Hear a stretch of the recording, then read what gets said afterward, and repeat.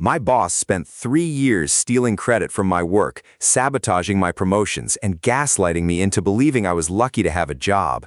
But when he made me present at the quarterly all-hands meeting, he had no idea I brought receipts.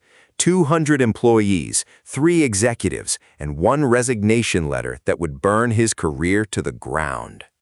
I started at Meridian Tech Solutions as a junior systems analyst when I was 27, fresh out of a smaller company, hungry to prove myself, ready to climb the corporate ladder. My manager, Holloway, seemed like a mentor at first. He was charismatic, well-spoken, and had this way of making you feel like you were part of something special. The first red flag came about 4 months in. I developed a new data migration protocol that reduced processing time by 40%. I spent 3 weeks perfecting it, documenting everything, running tests. When I presented it to Derek, his eyes lit up. He told me it was exactly what the department needed. 2 days later, I watched him present my protocol to the VP of Operations, word for word, slide for slide. He never mentioned my name once. When I confronted him privately, he laughed it off. "That's just how things work here, Marcus. I'm the face of the team. You do the work, I present it, we all win. Your time will come." I was young, I was naive, I believed him. Over the next 3 years, Derek took credit for everything I created. My automated reporting system became Derek's dashboard initiative. My client retention strategy became Derek's customer success program. Every innovation, every solution, every breakthrough I developed went straight into his portfolio. But the credit theft wasn't even the worst part. Derek actively sabotaged my promotions. 3 times I applied for senior analyst positions. 3 times I was passed over. And each time Derek would console me with the same hollow words, "You're just not quite ready yet, Marcus. Keep working hard and I'll make sure you get there." What I didn't know was that Derek was writing negative performance notes in my file behind my back, notes that contradicted every glowing review he gave me face-to-face. I only discovered this when a sympathetic HR assistant accidentally forwarded me an internal email. "Concerns about Marcus Chen's ability to work independently requires significant oversight, not recommended for promotion at this time." Signed by Derek Holloway. The same Derek Holloway who told me I was his star performer in every one-on-one meeting. I confronted him again. This time he didn't laugh. His face went cold, and he leaned across his desk with this reptilian smile. "Marcus, I don't know what you think you saw, but you need to be very careful here. I'm the reason you still have a job. Do you think anyone else would put up with your attitude, your inflated ego? I've been protecting you for years." Gaslighting, pure textbook gaslighting, and it worked. I actually walked out of that meeting questioning my own sanity. For the next 6 months, I kept my head down, I did my work, I stopped applying for promotions. Derek had broken something inside me. Then came the Peterson contract. Peterson Industries was our biggest potential client, a multi-million-dollar deal that would make or break our quarterly targets. Derek assigned me to develop the entire technical proposal. I worked 80-hour weeks for a month straight, missed my anniversary, missed my best friend's wedding, poured everything I had into that proposal. We won the contract. The CEO himself sent a company-wide email praising the exceptional work that secured the deal. Derek's name was mentioned 14 times. Mine wasn't mentioned at all. But here's where Derek made his fatal mistake. He was so drunk on success that he wanted to showcase his methodology at the upcoming quarterly all-hands meeting, and he needed someone to handle the technical demonstration while he took credit for the strategy. He chose me. "Marcus, I need you to present the technical framework at the all-hands," said Derek, barely looking up from his phone. "Just the boring implementation stuff. I'll handle the introduction and wrap-up. Make me look good." Something snapped inside me, not in an angry way, in a calm, cold, calculating way. For the first time in 3 years, I saw the opportunity I'd been waiting for. I had 2 weeks to prepare, and I used every day. First, I gathered evidence. I dug through 3 years of emails, Slack messages, and document histories. I found time-stamped proof of every idea I'd created before Derek presented it as his own. I found the original drafts with my name in the metadata. I found messages where Derek explicitly told me not to mention my contributions to leadership.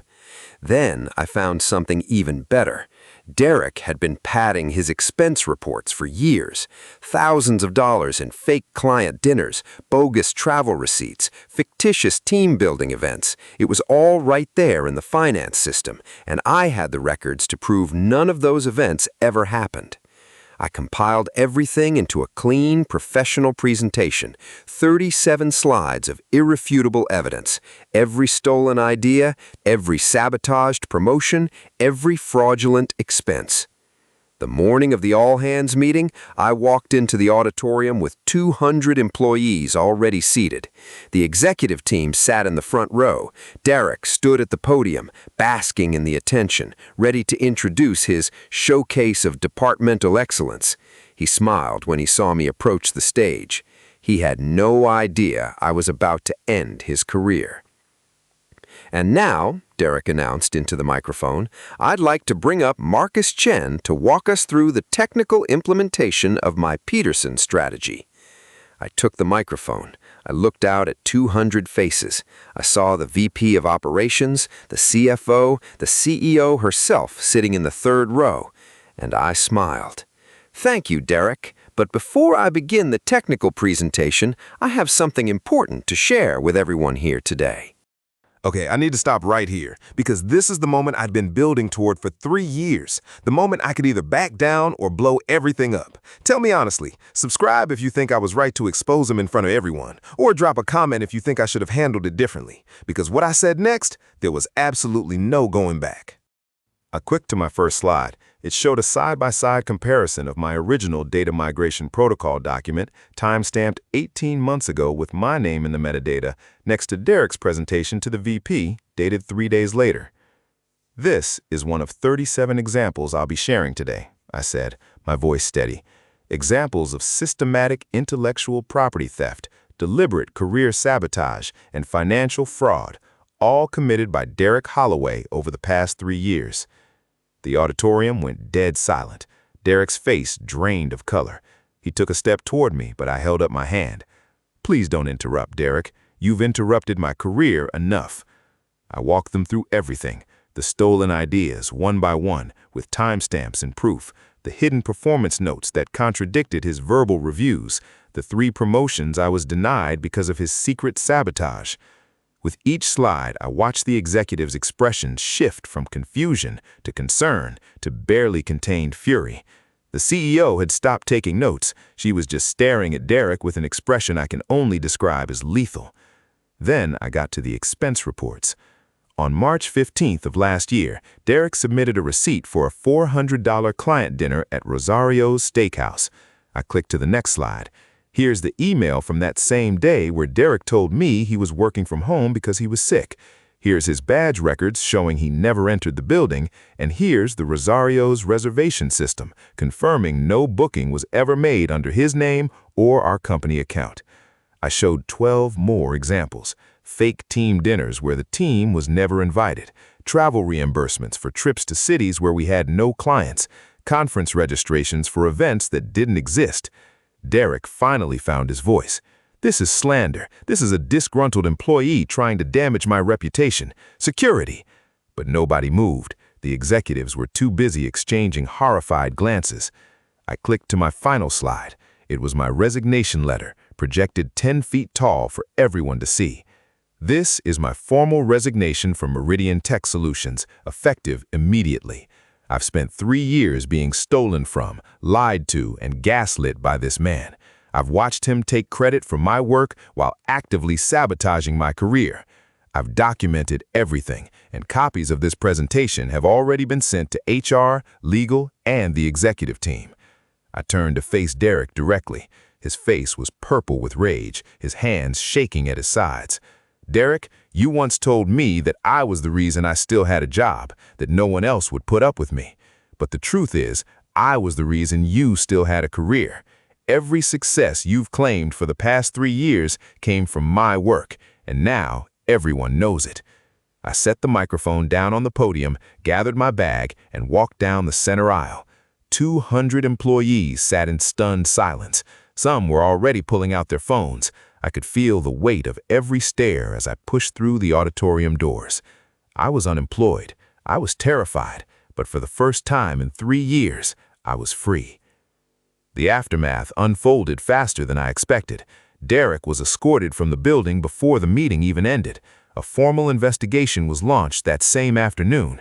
Within a week, he was terminated for cause, no severance, no reference, and facing potential legal action for the expense fraud. The CEO personally called me 3 days later, not to apologize on behalf of the company, though she did that too. She called to offer me my job back. Not just my job, Derek's job. Full management title, 30% raise, and a formal acknowledgement of my contributions to the Peterson contract. I turned it down.